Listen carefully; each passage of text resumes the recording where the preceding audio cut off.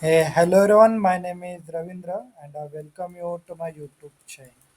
In this video, we are seeing how to set up environment variable values by using Power Automate Flow. Many times, what happens, we need to update n number of environment values manually when we are moving our solution from one environment to another, from like dev to SIT. We have the some constant values, okay, some of the URLs, some SharePoint list information that were stored in the environment variable that we need to change multiple times. Okay, to automate this process, I just automated this entire thing by using Power Automate Flow. So let's create that thing in this video. And also, friends, I have written a blog. So this blog URL is mentioned in the description box as well as in the first comment. I will pin the comment for you, so you can read the blog as well. Okay, everything is mentioned here. If you are shopping of blog, then here I just created one simple solution. Give a name to that. Set environments. Okay, and created one environment by click on the new more and in others here just simply created one environment variable. Let's I give the name to environment variable description, and for now we are doing the demo, so that's why I selected text, but you can select any value. Okay, then we will just give a current value. Okay, if you not say the current value, okay, it will it will take the default value by default, so please set at the current value. Okay, let's I select ABC. Okay, and click on the save it. So our environment variable is creating now. Let's create a Power Automate flow for demo purpose. We already have one flow. Okay, I already tested and done. So one small tutorial we are doing, so you can also practice with me. Okay, and create. So let's click on the automation cloud flow. For now, we are doing the manually trigger flow by using instant. Let's give the our Power Automate flow name. Okay, set environment variable value, and just simply I click on the create. Now let's click on manually trigger. Let's give the input here. Add which environment we need to push. So that's the purpose. Let's I give here.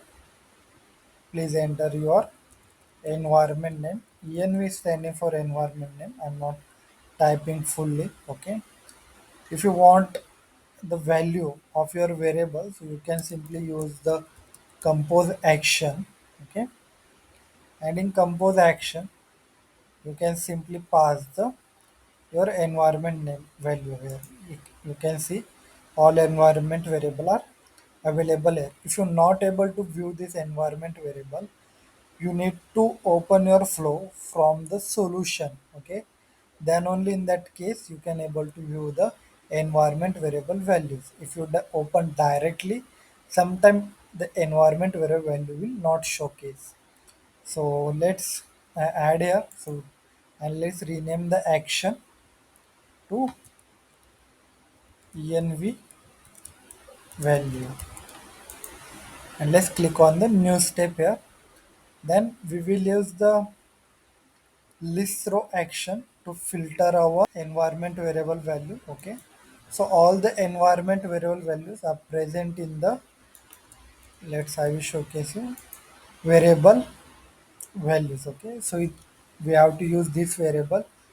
Okay, and if I go, let's go to the make.power apps and showcase you this table. So friends, we are in the make.power apps, and here I just search in table name environment, so it is not displaying. So you need to first go to the all tabs. There you can see the two tables. One is environment variable definition and second one is environment variable value.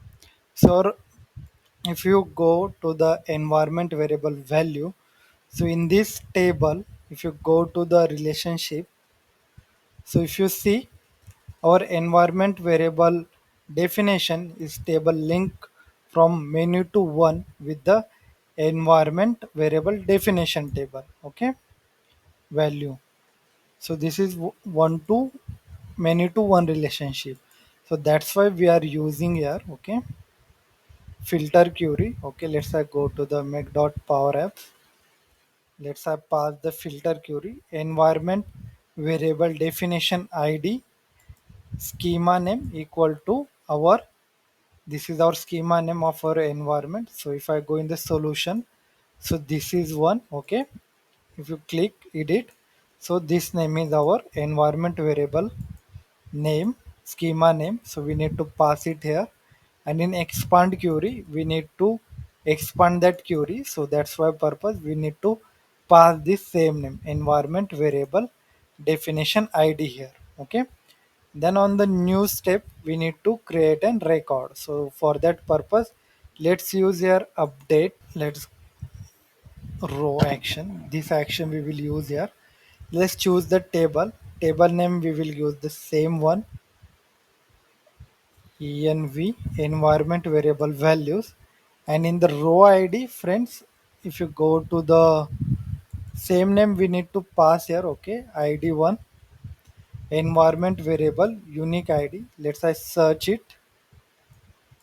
Sorry, I search on the wrong place, I need to search it here. Okay, so this name you need to pass, and please cross check the value. Okay, and I apply to each value row id is passed correctly or not, that also please check. Okay, then in the show advanced property you can update the value. For now let's say update to the div, and let's click on the save, and let's run our flow one time so we will get idea our flow is working or not. So let's I go and click on the test here. I can type anything because we not set anything. So our flow is running. So friends, you can see our flows run successfully, and we are updated the environment value as well. So now the second step we will add our switch case only. Okay, so let's click on the plus icon and search for the switch case. Okay, I just switched the designer as well, it is previously in old fashion, now it is in new. Click on dynamic content, simply adding the environment value. Okay, so default we will keep this apply to each. Okay, let's I copy this action. Simply let's add a case here, and due to prod I directly doing, you can add your environment according to you or your needs. Okay, simply we are already copied the action, but clicking on the right click, let's place the action. So apply to which is added.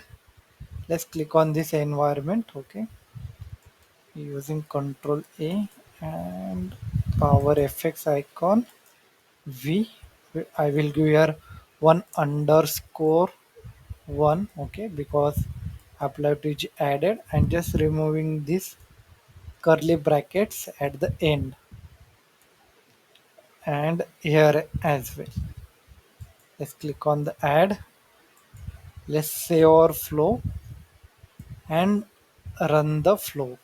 Okay, let's make it bigger. Let's click on the test manually. Let's give here value prod, run the flow. Let's see our cases are running correctly or not.